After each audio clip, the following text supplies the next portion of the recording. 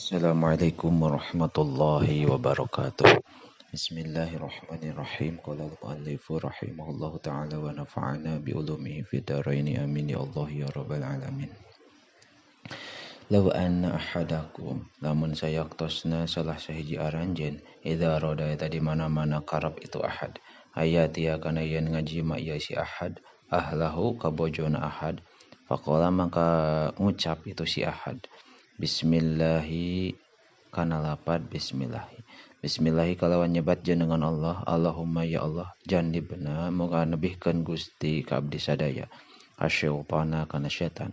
Wa jannibi sareng mugi nebihkeun Gusti asyaitana ka setan makana perkara. Rozaktana anu ngarizkian Gusti ka abdi sadayana.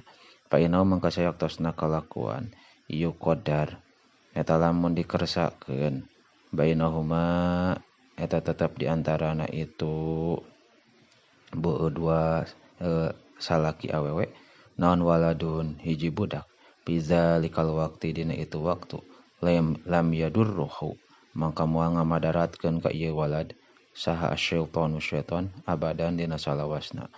Rawahu ngariwayatkeun kana ieu hadis Sahih Bukhari an Ibnu Abbas kata piti Ibnu Abbas. Law anna marratan amun sayaktosna hiji awewe min nisa'i nu tetep ti pirang-pirang awewe min nisa'i ahlil jannati nu eta tetep ti pirang-pirang awewe ahli surga asyaraqat eta muncul ieu imro'ah ilal ardi ka bumi lamaat maka tang tuminuhan ieu imro'ah al arda kana bumi min rihil miski tina seungitna miski wal adhabat jeung tang tu ngaleungitkeun ieu mar'ah daw asyamsi kana cahaya panon poe wal qamari sareng bulan. Rawahu ngariwayatkeun kana ieu hadis Abdiyau Imam Dia an Sa'id bin Amirin katampi ti Sa'id bin Amir.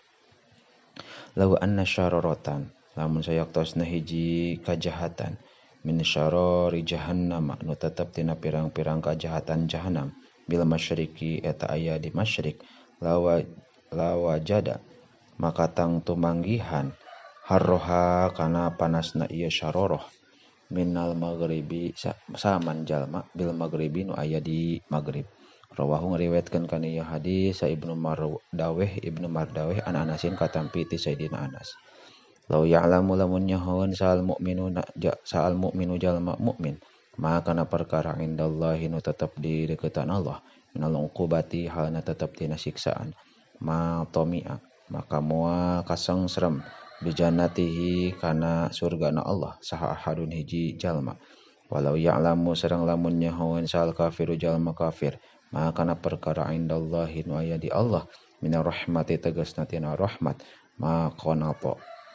maka moal pegat min jannatihi tina rahmatna Allah saha ahadun hiji jalma.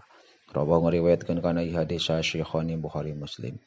Law anna abdaini lamun saenyana dua hamba tahabba eta silih mika cinta ieu abdain fillahi karena Allah wahidan anu hiji fil masyriqi di masyriq wa akharu sareng anu hiji deui fil maghribi di maghrib la jama'a maka tang ngumpulkeun Allah taala Gusti Allah taala bainahuma di antara itu abdain yaumul qiyamati dina poe kiamah yaqulu ngadawu Allah hadza ari jalma ieu allazi yata'anu kunta bukti anjen tuhibbuhu eta mikaresep anjen ka iladi pia di jalan kami. Rawahu ngariwayatkeun kana ieu hadis al Baihaqi wa Imam Baihaqi an Abi Hurairah ta katampi ti Abi Hurairah. Law bagha lamun lacut naon jabalun hiji gunung ala jabalin ka hiji gunung deui ladukka maka tang tu ancur sahal baghi jalma anu lacut minhuma katindihku itu dua gunung. Rawahu ngariwayatkeun kana ieu hadis Ibnu La'i an Abi Hurairah ta katampi ti Abi Hurairah.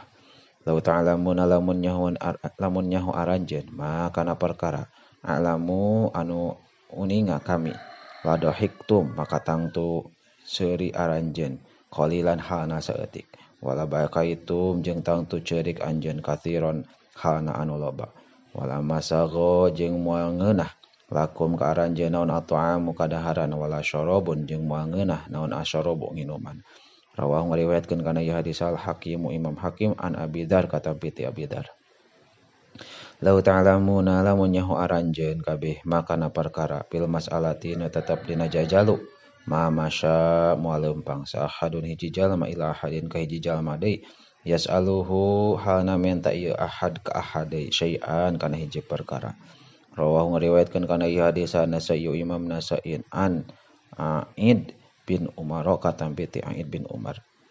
Layak tianna yakin bakal datang nyaan alana si ka jalma-jalma naon zamanun hiji zaman yatufu anu nguriling saha rajulu hiji lalaki pihi dina itu zaman bisadaqati mawa sodaqah minadz zahabi tina emas tsumma la yajidu tuluy henteu manggihan ieu rajul ahadan ka hiji jalma yakhuduhu anu nyokot ieu ahad kana sodaqah minhu ti itu rajul wa yura jeung bakal katingali saha ar-rajulul wahidu hiji lalaki anu saurang yatba'uhu anu nuturkeun ka ieu rajul saha arba'una 40 naonana imro'atan awewena yaludna anu nyalindung kabeh ya imro'ah ka rajul min qillati rajuli tina saeutikna pirang-pirang lalaki wa kathratun nisa'i jeung lobana pirang-pirang awewe muttafaqun alaih ari ieu eta hadis muttafaqun alaih an Abi Musa katampi ti Abi Musa.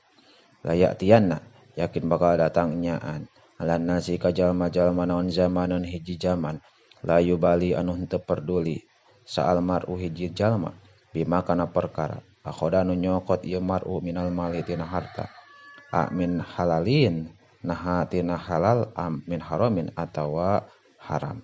Rawahu ngariwayatkeun kana ieu hadis Sal Bukhari Imam Bukhari an Abi Hurairah katampi ti Abi Hurairah.